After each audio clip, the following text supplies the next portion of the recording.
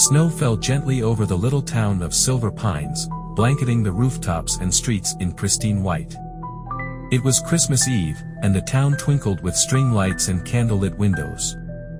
Families gathered by warm fires, children nestled in anticipation of morning gifts. All except 12-year-old Ellie, who shivered in the darkness of her grandparents' drafty old farmhouse on the edge of town. Her parents were out of town for the holidays, so she was spending Christmas with Grandma Rose and Grandpa Ted. The old house was charming in the daylight but unsettling at night. Shadows played tricks on the eye, and the creaking of the floorboards sounded like someone pacing in the hallways. Ellie sat by the small, scraggly Christmas tree in the living room, staring at the dull lights that flickered more than they glowed.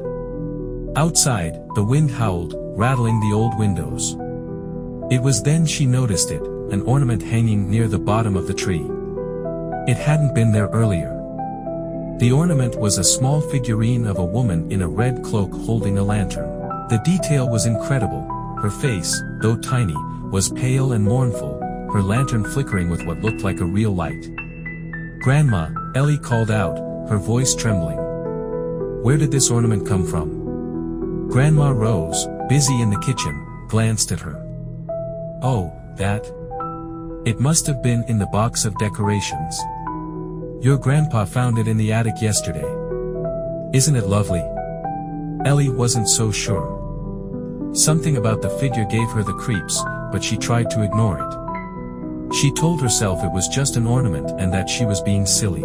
As the night wore on, Ellie grew tired and climbed into bed under a pile of heavy quilts. She closed her eyes, but sleep wouldn't come.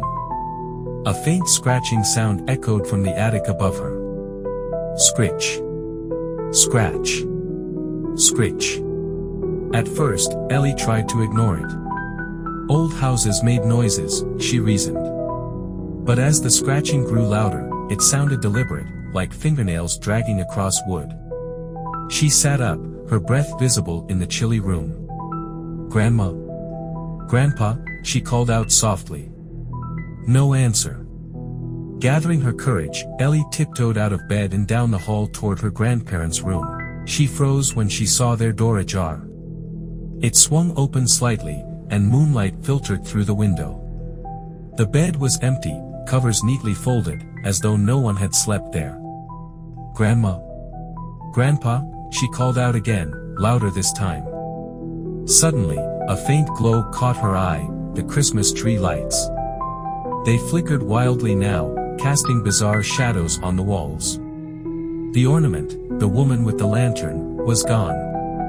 Heart pounding, Ellie crept downstairs. The glow wasn't just from the tree now. There was another source of light, a flickering lantern moving in the dark hallway. Her breath hitched as the figure emerged. It was the woman from the ornament. But now she was full-sized, her face pale and haunting, eyes sunken but locked onto Ellie. The lantern she carried burned with an unearthly glow. "You called me," the woman whispered, her voice soft and cold. "And no, I didn't," Ellie stammered, stepping backward. The woman smiled faintly, though her eyes were devoid of warmth. "A child all alone on Christmas Eve. You were perfect. And now you've woken them." Ellie's legs felt like lead as the woman turned her gaze toward the living room. The lights on the Christmas tree blinked out entirely, plunging the room into shadow. From the darkness, low growls and whispers emerged. Figures began to crawl out from the tree's base. At first, Ellie thought they were ornaments come to life, tiny little soldiers and angels, but as they crept closer, she realized they were not toys. They were grotesque, deformed creatures with twisted faces and glinting, beady eyes. "Leave me alone!" Ellie screamed, but the creatures laughed, their shrill voices blending into a cacophony of madness. The woman stepped closer, tilting her head. "You cannot undo what you've begun." Ellie bolted for the door, yanking it open only to find more of the creatures crawling through the snow toward the house. They were small at first, like dolls, but they grew larger as they moved, their shadows stretching impossibly long under the lantern's glow. Terrified, Ellie darted back inside and ran up the stairs, slamming her bedroom door shut. She pressed herself against the wall, holding her breath. From the hallway, she heard the lantern woman's voice. "They always try to run," she said, almost amused.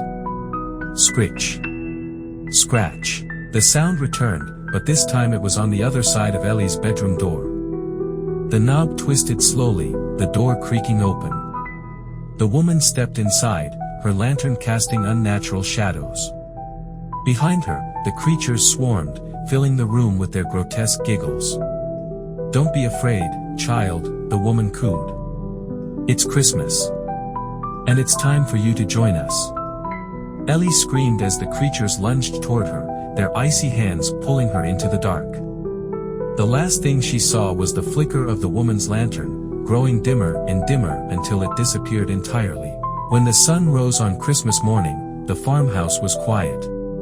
Snow covered the front steps, untouched by footprints. Inside, the tree stood dark, its lights unlit. Only one ornament hung from its branches, the small figure of a young girl, her face frozen in a silent scream, trapped forever in the icy glow of a lantern.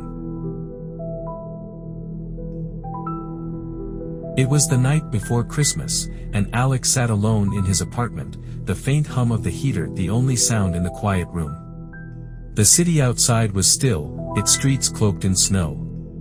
He stared at the tiny tree in the corner, its feeble lights blinking half-heartedly. This was not how he had imagined his holiday.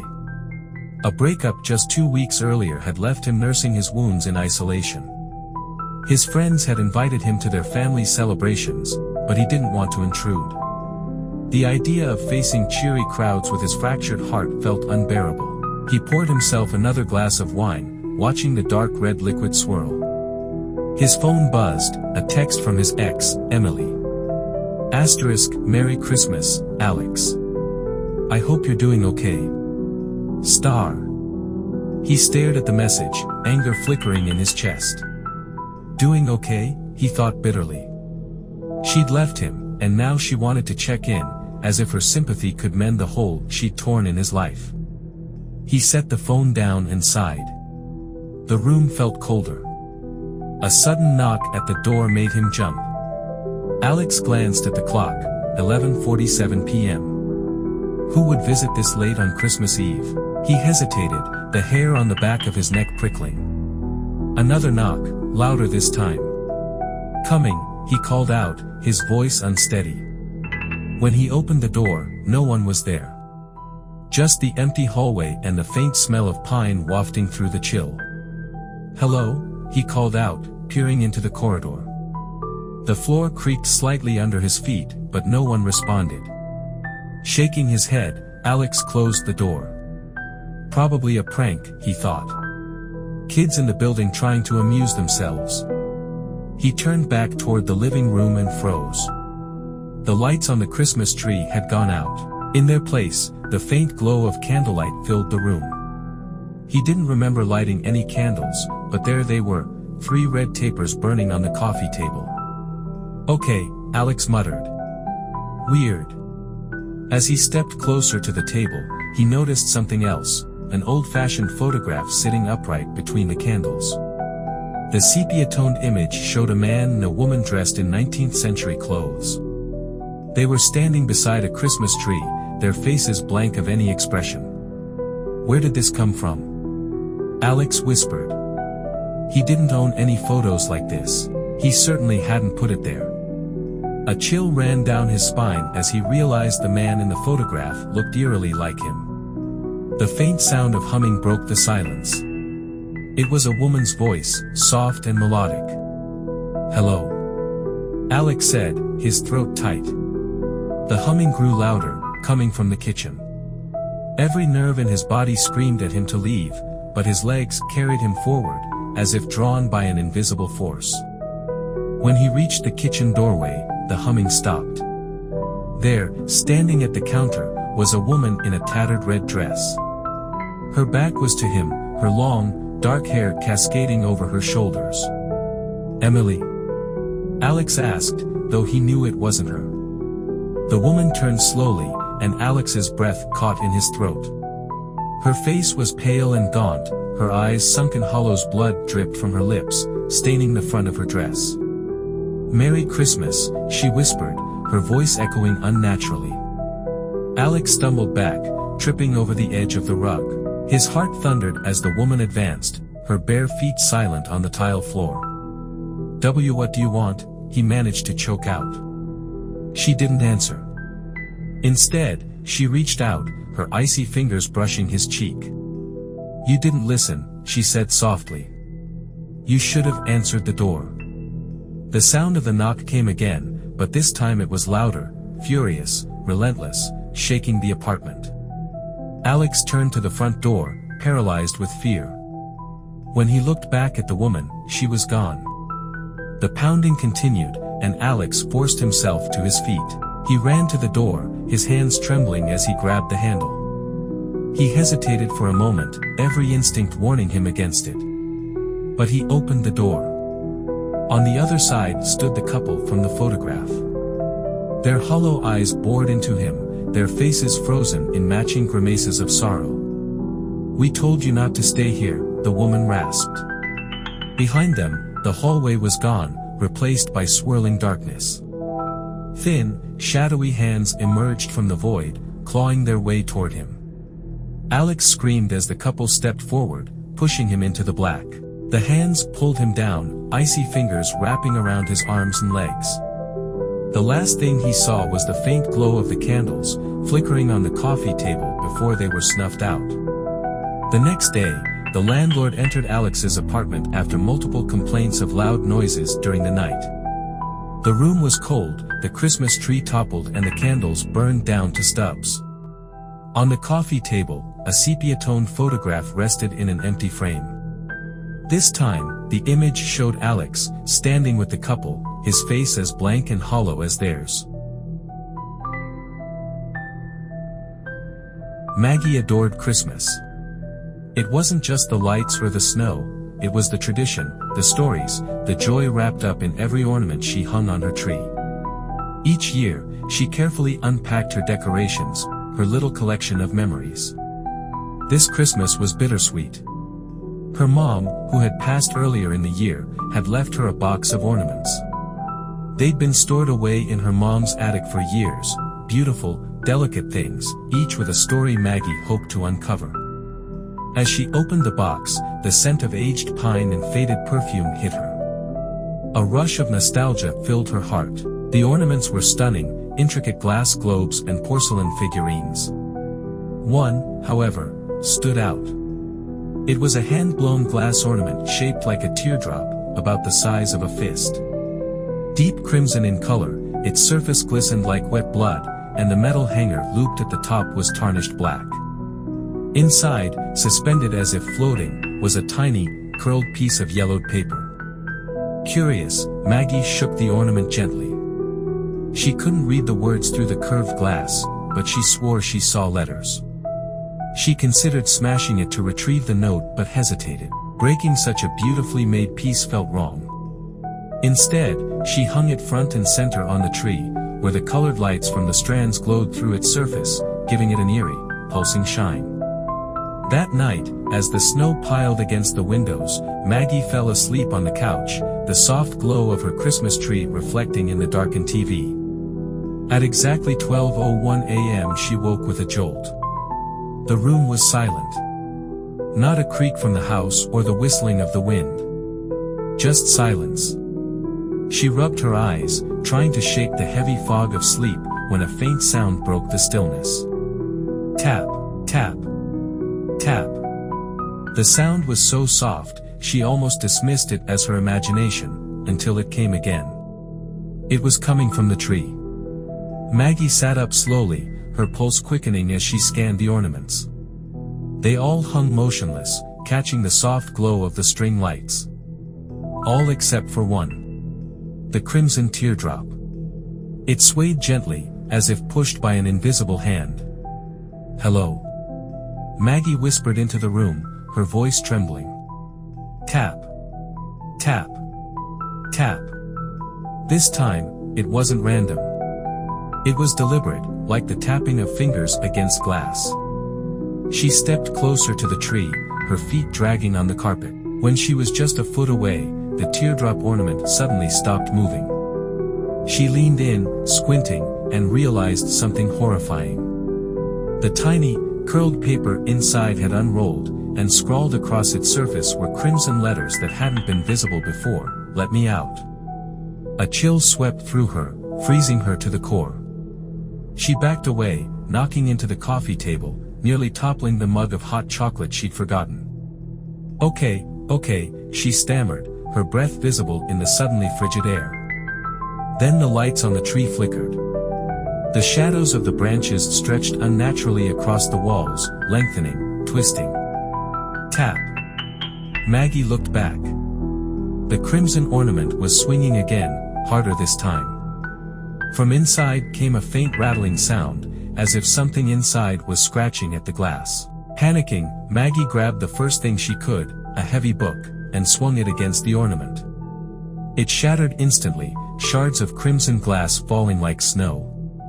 For a moment, she exhaled in relief. The note inside fluttered to the floor, landing beside a pool of glittering shards. Maggie stared at it but didn't reach for it. Then the temperature in the room plummeted, and the shadows that had crept across the walls moved. Not flickered, moved. From the shattered glass rose a thin, wisp-like figure, transparent yet twisted. Its face was warped, its mouth locked in a perpetual scream, though no sound came. Maggie stumbled back, her words tangled in her throat. The figure shot forward, a blur of cold and shadow, and pressed itself against her. She tried to scream, but no sound escaped her lips. An overwhelming feeling of dread filled her, consuming her thoughts, her breath, her sense of self. The last thing she saw before blacking out was the tree lights flashing red, as if imitating the crimson glow of the ornament. The next morning, Maggie's friend Sarah came to check on her after she hadn't responded to texts. Sarah found the tree glowing softly in the dark room.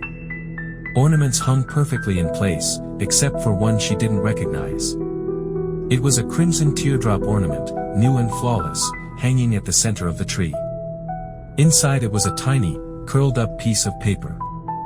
Too distorted to read from the outside, yet faintly visible, was a single word scratched in crimson ink: "Help."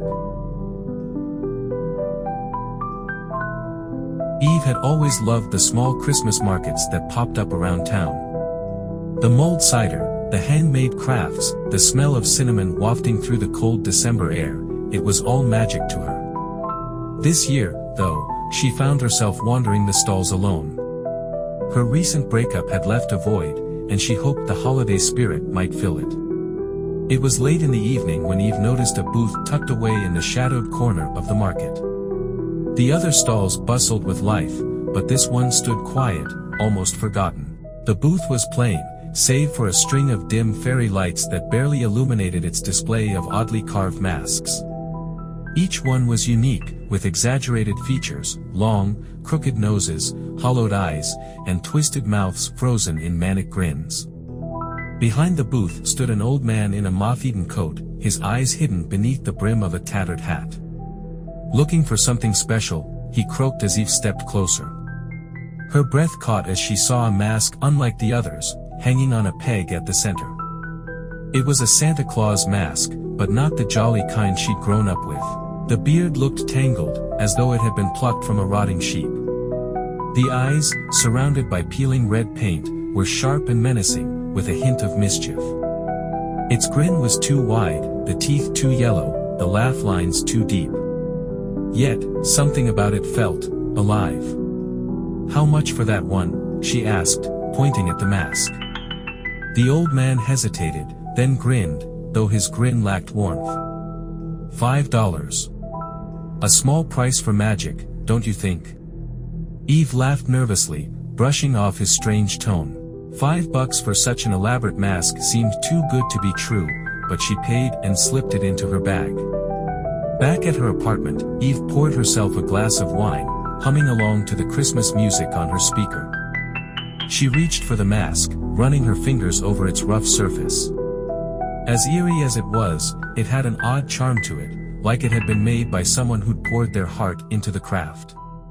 She held it up, laughing at her reflection in the window as she pretended to be Santa.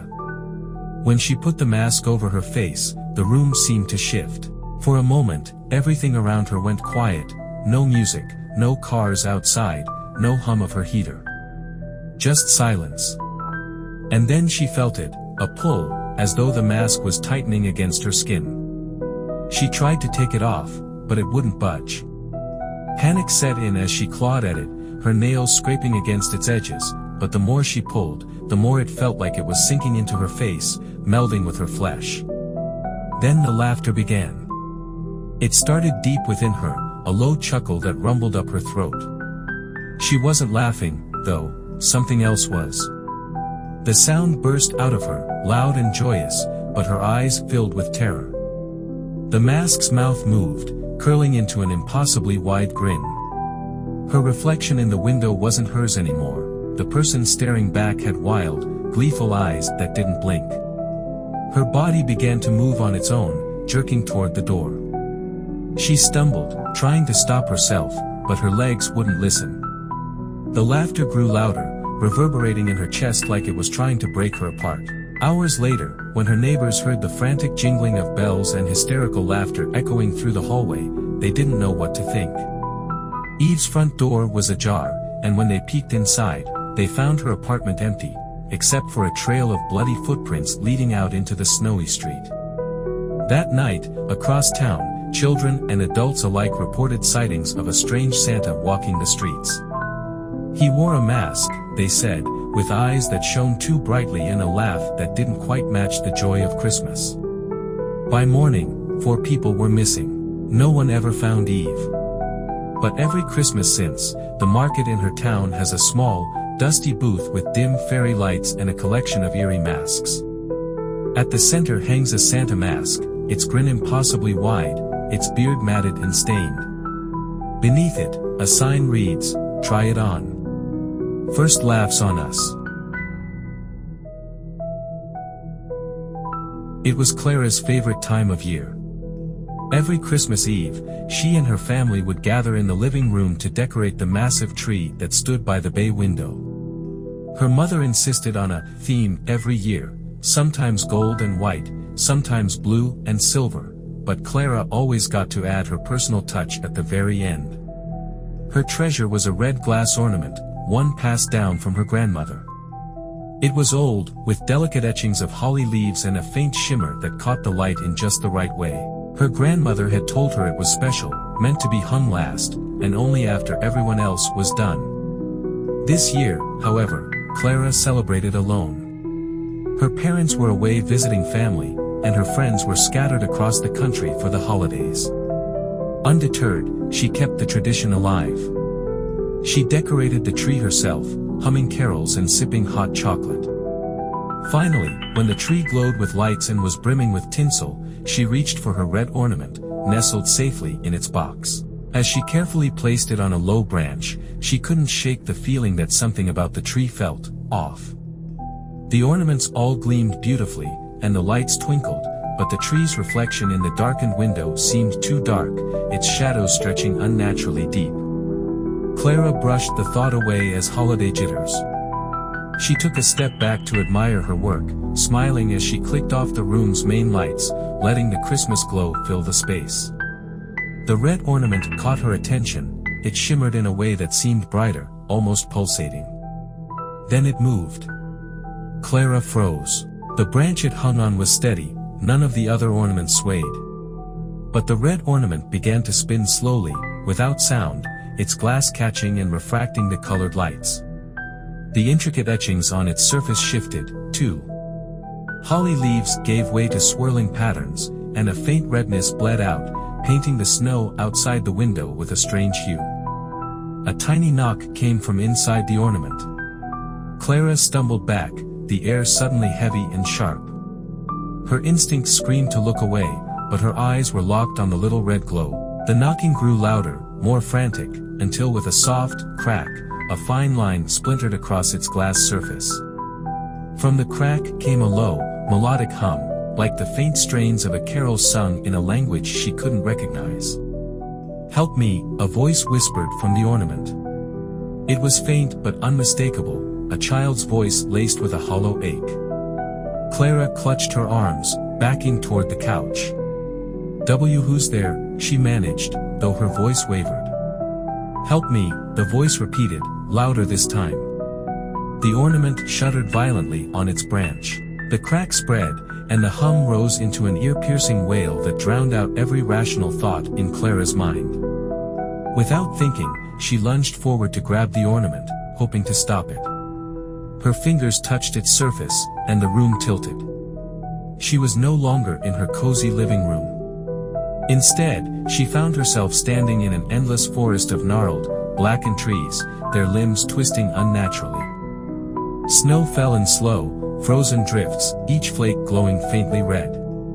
The air smelled of burned pine and iron. At her feet lay the ornament, whole and intact. She bent to pick it up, but a soft laugh stopped her. It wasn't a child's laugh, nor was it human. It was shrill and guttural, something that skittered along the edges of sanity. Clara spun around. Shapes moved in the shadows between the trees, too tall, too thin, with glowing red orbs where their faces should have been. They stood still, watching her, except for one, a figure slowly approaching, its footsteps echoing unnaturally loud in the silence. The figure emerged into the faint red light. It was tall, cloaked in ragged fabric that billowed as if underwater. In place of a face was a sphere, smooth, reflective, and glowing the same crimson as the ornament. Clara's distorted reflection stared back at her, wide-eyed and trembling. It spoke, but no sound came from where its face should have been. Instead, the words echoed all around her, "You opened the door. Now you'll stay with us." "No!" Clara screamed, clutching her head as the words drilled into her mind. She turned and ran, the snow crunching underfoot, but the forest stretched endlessly. No matter how far she went, the figures moved with her, their faces glowing brighter, the laughter growing louder.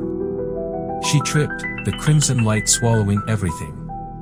When Clara's parents returned the next morning, they found the house cold and silent. The tree stood beautifully decorated, and at its base hung the red ornament.